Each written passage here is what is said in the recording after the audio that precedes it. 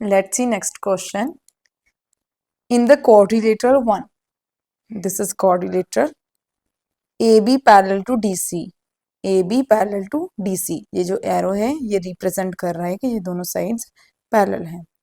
E and F are midpoints of AD and BD respectively. E midpoint है AD का, it means ये AE equals to ED होगा.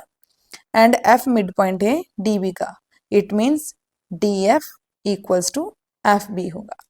Okay, what we have to prove? G is midpoint of BC.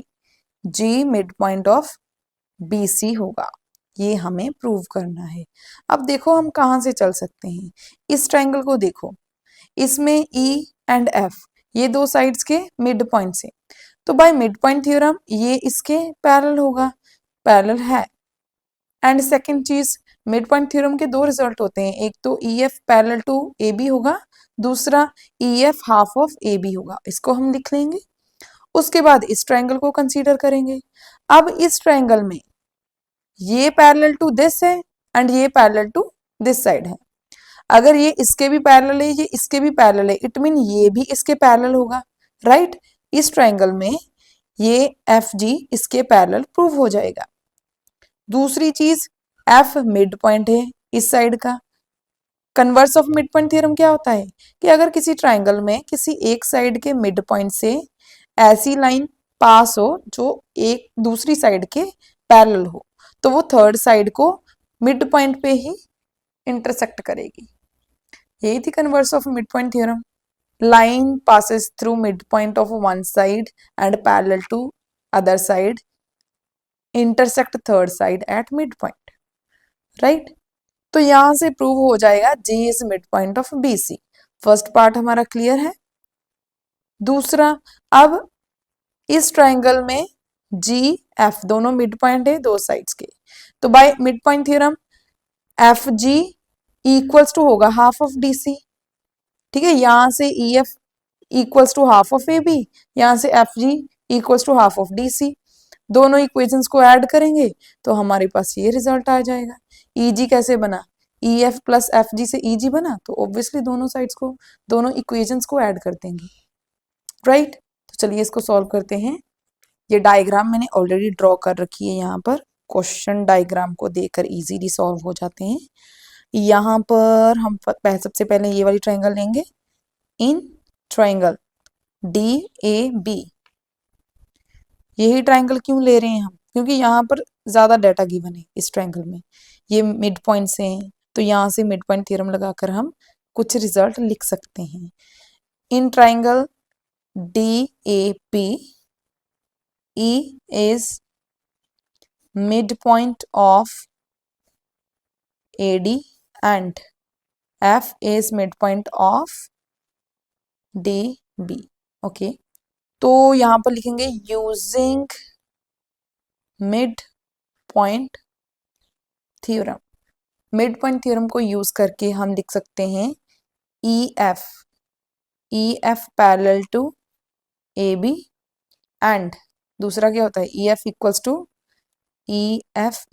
To half of AB, right. EF equals to half of AB.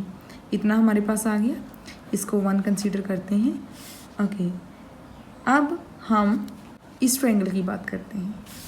In triangle DBC, इसमें क्या लिख सकते हैं हम? ये EF parallel to AB है. हम FG को पैरेलल टू BC लिखना चाहते हैं. यहाँ पर एक जी F, तो F इज मिड पॉइंट, ये लिख लेते हैं. F is mid point of DB. Okay, दूसरा हम इसको इसके पैरेलल लिखना चाहते हैं. वो कैसे लिखेंगे? हमें मालूम है AB पैरेलल टू DC, ये दोनों आपस में पैरेलल है. ये डायग्राम में शो भी किया हुआ है DC, एंड इसको हम गिवन लिखेंगे, ये गिवन है. And AB parallel to EF, इसको लिखेंगे AB पैरेलल टू EG, लिख सकते हैं ना complete side. And AB parallel to EG, ये हमने प्रूव किया है यहाँ पर,